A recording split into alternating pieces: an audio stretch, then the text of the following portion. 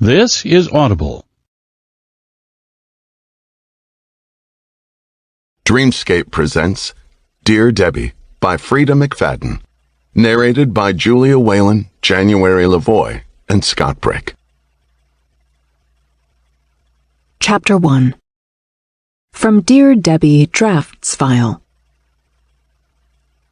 Dear Debbie, you always tell us in your fabulous column that breakfast is the most important meal of the day, and I believe you. But is my family ever willing to sit down and eat it? Not a chance. Every morning it's the same circus. My kids are searching for missing shoes or homework assignments that vanished overnight, and my husband can't find his keys or reading glasses. Nobody is interested in taking 5 minutes to sit down at the kitchen table to enjoy the perfectly good breakfast that I just spent the last 15 minutes cooking up. I've tried everything. Quick meals, grab-and-go options, bribery, don't ask. But no matter what I do, my family always leaves the house with empty bellies. How on earth am I supposed to get my family to take a few minutes to eat a nutritious breakfast before they dash out the door without so much as a goodbye? Help me, Debbie. Hungry in Hingham. Dear Hungry in Hingham, indeed, breakfast is the most important meal of the day. It boosts your energy levels and alertness, and if you don't get a healthy breakfast, you can feel sluggish all day long. In children and adolescents, a nutritious breakfast can improve recall and focus for school. If your family isn't interested in having breakfast, try to probe to see what sorts of foods might tempt them to take those crucial extra 15 minutes in the morning. Some people prefer a bowl of cereal, others might want pancakes, and others might want a full breakfast with eggs and bacon and whole grain toast. Find out what your family likes best and cater to those desires. And if that doesn't work, I would recommend installing a padlock on the front and back door of your house. First thing in the morning, lock both doors from the inside and keep the key in your pocket. Let everyone know that they will not be leaving the house until they have consumed a healthy breakfast. If they seem hesitant, a simple threat to swallow the key unless they sit down and eat will surely move things along.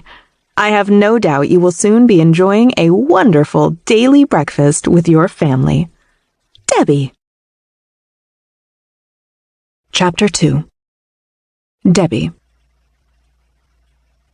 I have been forbidden to speak to my daughter Lexi in the morning.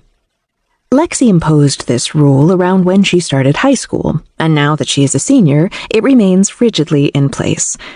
The rule was implemented when Lexi decided she didn't like it when I dared to ask her, "How are you?" first thing in the morning, and she simply didn't feel like talking right now. My God, Mom! So, midway through freshman year, Lexi officially announced that I was no longer permitted to speak to her during early morning hours. And if I attempt any form of communication, verbal or nonverbal, she will snap at me and say, "What did I tell you?" Or, possibly worse, glare at me with that look. You know what look I mean. At least, if you have teenagers, you know. So, when Lexi marches into our kitchen on this Wednesday morning, I don't say a word. I just keep eating my bowl of cornflakes, the kind with extra fiber. Now that I'm in my 40s, anything that has a lot of fiber is an auto-buy.